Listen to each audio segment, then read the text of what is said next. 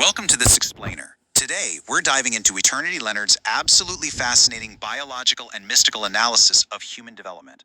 We're going to look at the exact mechanics the author proposes behind how our original, pristine blueprints get overshadowed by the modern world.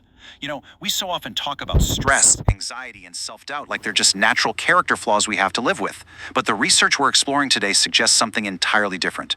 It actually proposes that these feelings are a neurological glitch. They're a learned distortion of a system that was originally completely flawless. So let's dive into this really profound premise. The source material asks us to consider a massive shift in perspective. What if we don't start out broken, just waiting to be fixed? According to Leonard, we begin as optimized creations. We are perfectly calibrated biological masterpieces. But then, we spend the rest of our lives being systematically trained to distrust our own intuition. And through the lens of quantum biology and brainwave states, the author maps out exactly how and why this happens. Let's start with Section 1, the womb sanctuary, and the concept of absolute sovereignty. To really understand the matrix we live in, the research suggests we have to look back at where we started, completely isolated from the chaotic noise of the world. Now check out that number, less than 0.5 hertz. That represents the epsilon frequency. While we adults rely on stressed, highly analytical brainwaves just to get through the day, a developing child is securely locked in epsilon, delta, and theta states. It's pure, uninterrupted subconscious processing in the dark, with absolutely zero outside voices telling you who to be. In this pristine state, the text argues that your cells are listening exclusively to pure inputs. You're just absorbing the rhythmic, toroidal, or basically circular thumping of your mother's heartbeat, along with ancient cosmic blueprints.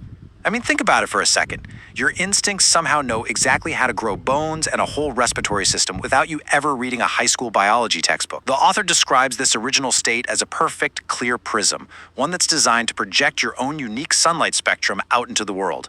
Which brings us to Section 2, the eclipse, or what's referred to as the high beta hijack.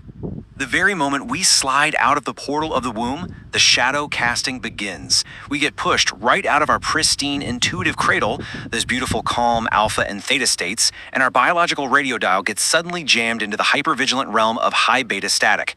Operating at 20 to 30 hertz, the source defines this fundamentally as the frequency of comparison and constant survival alarm. When you're stuck in that high beta state, it's wild how the brain frantically scans the outside environment for validation. It throws these exact survival alarms right into your consciousness, basically on an endless loop. Am I safe? Am I doing this right? What do they think of me? The text proposes that this isn't just you overthinking things. It's a literal neurological glitch caused by external programming. Things like parental fears, societal expectations, and even digital algorithms. This constant bombardment of synthetic inputs essentially acts like a heavy fog rolling right over your clear prism. The loud, chaotic static of the high beta ego completely blocks out your inner compass. Now, the source claims that your soft, multidimensional guides, like your natural theta frequencies, are still there. They haven't left, but they are entirely drowned out by the sheer volume of the outside world. Leonard actually pinpoints this exact moment of external interference as the literal birthplace of self-doubt. It's the moment you stop listening to the instinct that physically grew your bones, and instead, you start trusting the loud, insecure, ungrounded noise of society. And according to this framework, that shift is exactly what casts deep shadows over your magnificent natural spectrum. Moving on to Section 3, cleansing the prism, and the incredible power of neuroplasticity. Now here is the really empowering part of this research. Those shadows cast over your spectrum, they aren't permanent. Because your brain possesses absolute neuroplasticity, the text gives us actionable methods to retune your antenna back to its original accuracy. It basically comes down to 3 intentional actions: dropping the data load, re-anchoring the heart torus, and inhaling the true codes. Let's break down exactly how the protocol says you should execute these steps. Step 1 is all about dropping that data load. The protocol suggests ruthlessly cutting out the external inputs that feed your self-doubt. Just stepping away from the synthetic digital noise and that heavy pressure to conform. The goal here is to create deliberate windows of radical sensory deprivation, where you literally just sit in pure, unbothered silence so you can actually hear your own frequency again. Then for step 2, when self-doubt inevitably whispers that you aren't enough, the text advises physically placing your hands over your chest. You quiet your high beta mind, drop your consciousness down into the rhythm of your heart, and say this to yourself: I am the sovereign consciousness that built this entire physical body out of nothing inside the dark. My instincts have never been wrong. It's an incredibly powerful way to re-anchor yourself. Finally, step 3 brings in what the author calls artisan tools. When that shadow of doubt starts creeping in, you inhale grounding ancient oils. Think frankincense or myrrh. Because your sense of smell is so directly tied to the brain, this uses chemical resonance to instantly calm the amygdala down.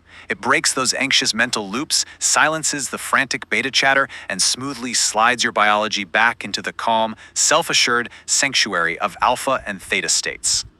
And that leads us to our final section. Section 4, the Sovereign Awakening, Reclaiming Your Light. So as we wrap up this explainer, let's bring this profound philosophy all together. This really isn't just about feeling a little less stressed. It's about stepping all the way back into a state of total trust with your own biology. The text reminds us that your instincts were entirely flawless before the world intervened.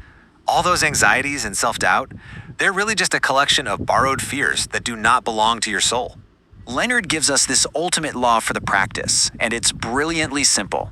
Portrayal is the portal of the mind. The framework is urging you to stop portraying yourself as a doubted, clouded character. Instead, you have to start portraying yourself as the immaculate, self-engineered crown of light that you are always designed to be. So, I'm going to leave you with this provocative thought as you think about how to reclaim your own clear prism in a very noisy, chaotic world. Will you trust the flawless loop of your inner machine, step through your own gilded threshold, and let your unshaded sunlight spectrum shine fully through the static? Remember, the blueprint is already inside you. It just needs the quiet to be heard. Thank you so much for joining me on this explainer, and we will see you next time.